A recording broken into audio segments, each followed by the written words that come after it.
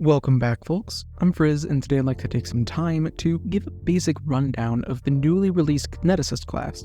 Kineticists are masters of the elements, and they can manipulate those elements all day long. Unlike spellcasters, who are limited by having to use up spell slots, Kineticists are only limited by how many actions they have on any given turn. Though, of course, the trade-off is that they have a smaller selection of impulses to pick from that are all very closely related to elements. And spells can be just about anything. The Kineticist class can be a little bit complicated purely because it uses a fair amount of its own rules, but this video is going to be covering those rules and just giving a basic overview of what the hell Kineticists are even good at. Kineticists as a class are absurdly versatile, and basically all of the specialization that you're going to get is going to depend on what elements you end up picking. Kineticists have lots of mobility impulses, defensive impulses, healing impulses, utility impulses, and heck, even impulses that give you other senses. The one defining trait of all of the elements, though, is dealing damage, with a general focus on dealing damage over an area rather than to a specific individual. These impulses often end up being a bit lower damage when compared to spells heightened to a decent rank for whatever level you're at, but remember, there isn't a limit on how often you can use these impulses. So, while a wizard is limited on how many fireballs they can cast a day, a Kineticist isn't limited on how many fireball-adjacent impulses they can throw out. Before we go into more detail about the individual elemental impulses, let's talk about the true basics. Every Kineticist starts with one or two elements, and then they get some impulse feats from those elements, along with an added bonus if they're limited to just a single initial element. That's pretty important because impulses are just the name for literally all of the Kineticist elemental abilities. They're just basically Kineticist spells. As you level up, Kineticists can choose to either expand or get access to new elements, or improve their abilities with a single element that they already possess. Either way, they get some more impulse feats, but as a trade-off between increasing power within a specialty or getting some more versatility. The gate junctions that you get for sticking to the elements you already have can be exceptionally powerful. But we don't have time to go through all 24 gate junctions in this video. Maybe later, though. The other super basic part of the Kineticist is the Elemental Blast, and it's the main damage-dealing tool of the class.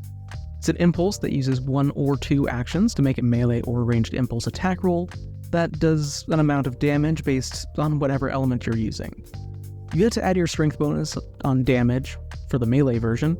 The real spicy stuff is that you add your con modifier to both the melee and ranged versions if you use two actions, which means that you get to add your con to attack and damage. And Kineticists are a constitution-based class, if you didn't already know. So your impulse, DCs, and attack roll are based on con, and even get legendary proficiency eventually with both of those, which is just wonderful.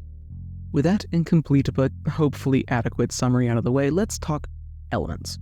The air element focuses the least on having raw damage output, as much as I can tell, but it has by far the largest focus on raw mobility. Having a focused air Kineticist on your team is going to all but ensure that you have a hypermobile character, and often it makes the entire team more mobile.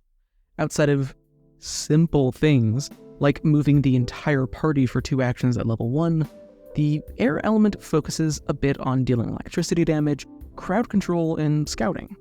Seriously, being able to turn invisible practically at will is amazing, even if it does have to be sustained. The earth element focuses a little bit more on damage, but its main focus is clearly on defense and crowd control. You've got rock armor, particularly spiky rock armor, wall of stone basically whenever you want, and goddamn, a version of the earthquake spell is an impulse even though it's quite a bit weaker. And even if it is quite a bit weaker, it's still basically earthquake at will. Yeah, Earth only has 3, maybe 4 damaging impulses. The sheer ability to control the pace of fight that it can provide is honestly silly. Also, you can get armor specialization at level 1, which is just hilarious.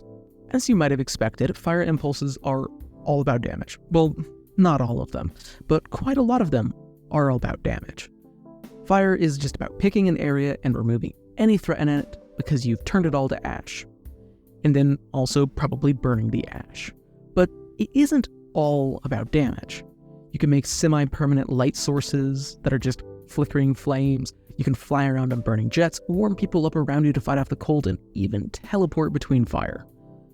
And that last one gets quite a bit more useful once you remember that you're playing a character who is very, very likely to light everything around them on fire. If you're expecting the 4 classical avatar elements, well, surprise, they're not limited to just that. So let's talk about metal.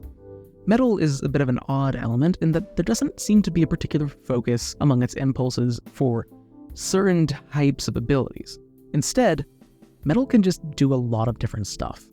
Naturally, metal impulses can make life a living hell for people who are wearing metal, but beyond just pushing or pulling around people in metal armor, you can make temporary metal objects, throw up rust, which is horrifying, cover your allies in protective metal, and even show people why metal shavings are actually incredibly dangerous. Like, the impulse called Hell of 1,000,000 Needles lives up to the name.